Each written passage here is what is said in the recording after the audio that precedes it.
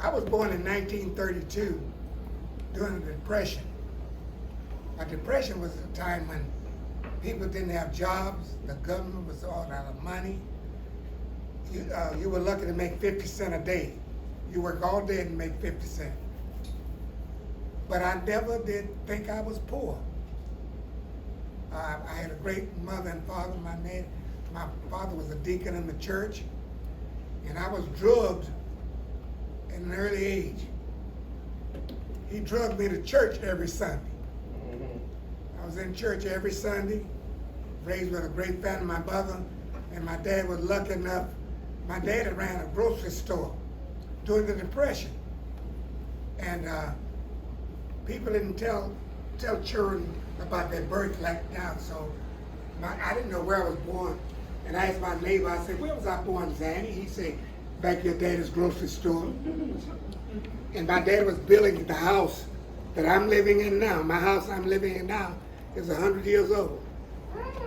I had to did that over. So I never did think I was poor because my dad, we raised chickens, hogs, and I never did think I was poor during the Depression. Although my dad was making about maybe $1 a day. And so I was real lucky in that respect. Later on in the 40s, when the war broke out, my daddy got a job at the railroad shop. What war was that, Mr. Holley? World War I. Okay. No, World War II. My daddy fought in World War I. But I remember when the war broke out so vividly. It was on a Sunday morning when the Japanese bombed Pearl Harbor. I was 9 years old, and all the newspapers were free. They gave everybody a free newspaper to let them know we were in a war. And so I came up during that time. Then my daddy got a job at the railroad, and he started making pretty good money. And my mother got a job at where now is the University of Tampa, where you finish.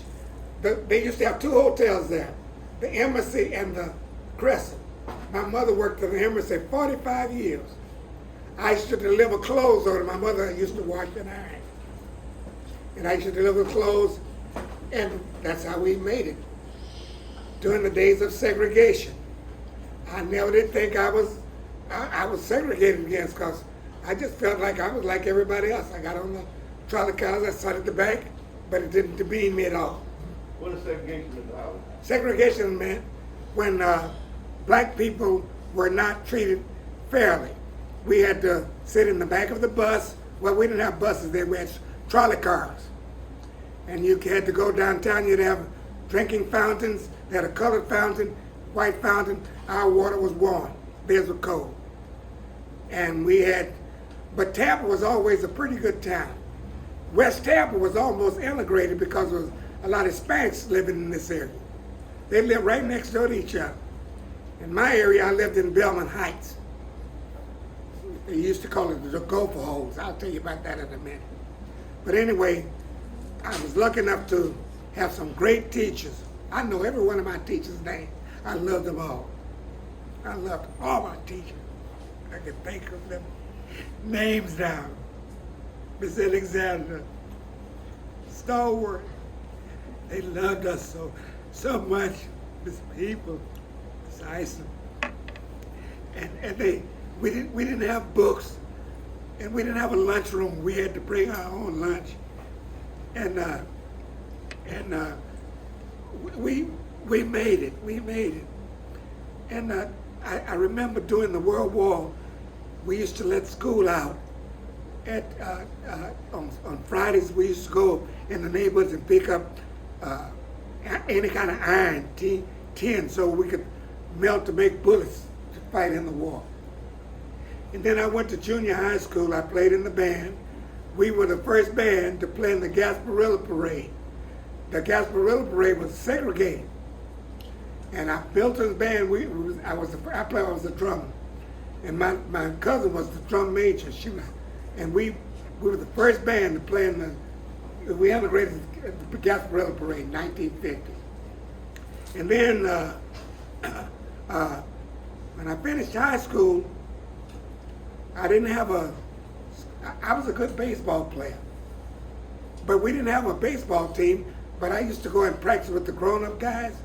You know, they'd let me shag balls, and so when I finished high school, I didn't have a scholarship, and so my coach knew I was a good player because he saw me on the street, on the fields playing, and I was I finished school about maybe 3 weeks, graduated from high school. And he said, he passed by one day, he called me Holley. He said, "You going to college?" I said, I don't have any money. He said, "I tell you what," he said, "I don't have time." He said, write a letter to your coach and tell him how good you are. Build yourself up. Tell him you're good. He said, and I'll sign it. And I wrote the letter. He signed the letter, sent it to FAMU. The coach gave me a scholarship and had never seen me play. Gave me a full scholarship. And what does scholarship mean? Baseball, I got to pay. Yeah, they paid for my way to go to college. So you did not have to pay for I college? didn't have to pay. You played ball? Yeah. You did your best? And I'm in FAMU's Hall of Fame. I had one of the highest batting averages at that time, and I broke the record in stolen bases. After that, you went for the Negro League after that? Yeah, I played in the Florida State Negro League before I went to college, but I was playing under a fictitious name because I was only 16 years old. Mr. Holley, is FAMU an HBCU? Huh? Is FAMU an HBCU? What is that? Historical Black College and University? Oh, yeah. Can you explain that to the kids? Okay. Well, during that time, we didn't have any. Black people couldn't go to white schools unless you were up north, and it's a historical black school. It's one of the greatest schools today, too. One of the great law schools. Am I right? Yeah. And pharmacy. Most of these, if you see a lot of black pharmacists right here, they're from FAMU. On the door out there, my good teammate is Bill Lucas. He was my teammate. He introduced Hank Aaron to his sister. Hank Aaron married his sister. Bill Lucas, his picture's out there. We played together. He left and went on and played in the high minors, and he hurt his knee. But he was a colonel in the Army. When he got out of the Army, by him being Hank Aaron's brother-in-law, he was the first black general manager of a Major League Baseball team. Bill Lucas, you can look him up, he's in the history books. He was my teammate. Let me stand up now. My friend, Coach White, he's still in Tampa. He said he was called Bill up and said, he asked about me. And he said, no. He said, where are you now? He said, I'm in Chicago. I said, but I'm coming through Atlanta. Bill said, well, I won't be in my office, at my suite at the stadium. He said, but bring your family. I won't be there, but you'll have everything you need.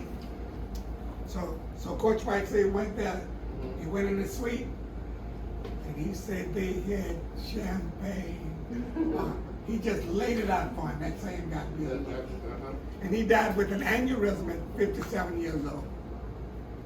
57 years old. After I finished in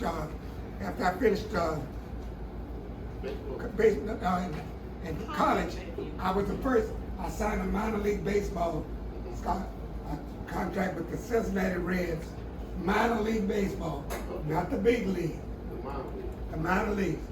But during the days of segregation, I was the first black to play with the white team in Tallahassee, Florida, and one of the first played in the state of Florida with the white baseball team. I was the only black on the team. And so the name of the team was the Tallahassee Rebels. Would you believe that? The Rebels. Well, they were being a rebel because yeah. you are. But the team was owned by a big doctor. He was a doctor. And we had a great bus. Like a big Greyhound bus with sleepers on it and everything. So when I went to Miami, I walked in the stadium by me being on only black guy on the team. Everybody, nobody treated me, called me any names or anything like that. Not in the Florida. I was in the Florida International League.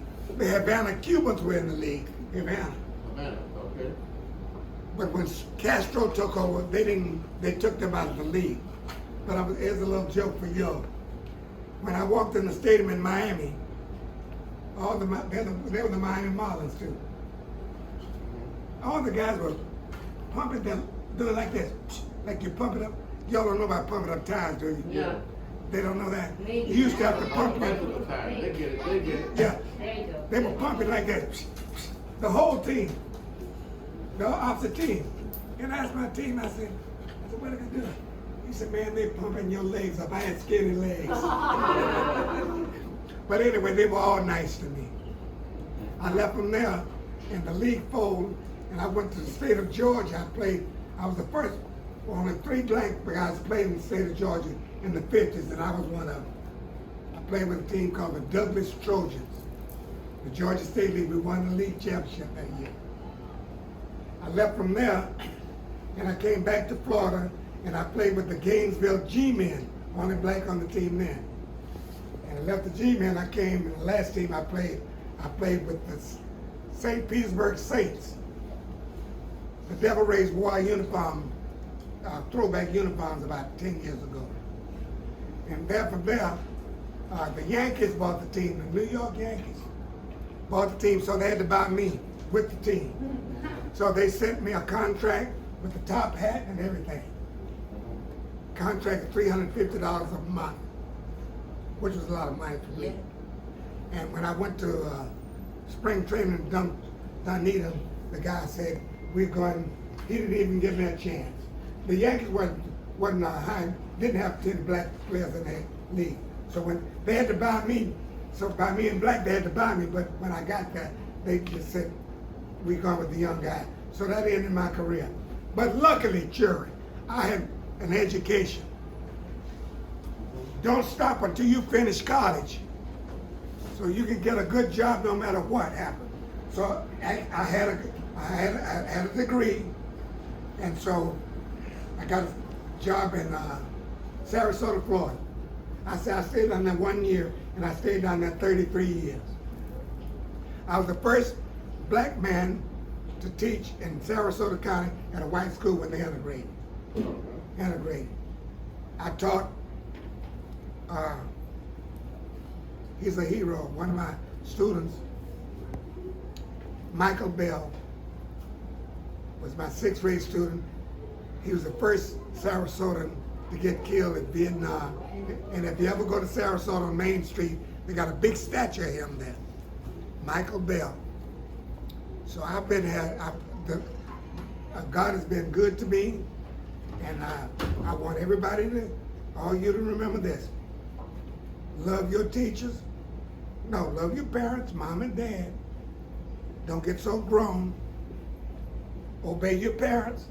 And your teacher, when you come to school, that's your mama, and I'm your dad. That's your dad, that's your mom. They love you just like your mother do. So, don't stop until you finish what? Concept. Say, I'm not gonna stop. Say it. I'm not gonna stop Till I finish college. till I finish college. Now, y'all wanna have any questions? That's my neighbor right there. Okay. You live by Camalia? Yeah. Oh, Oh, I didn't know that. I Camalia. didn't know that either. No, her grandmother, she's by my house all the time. Oh. Come here.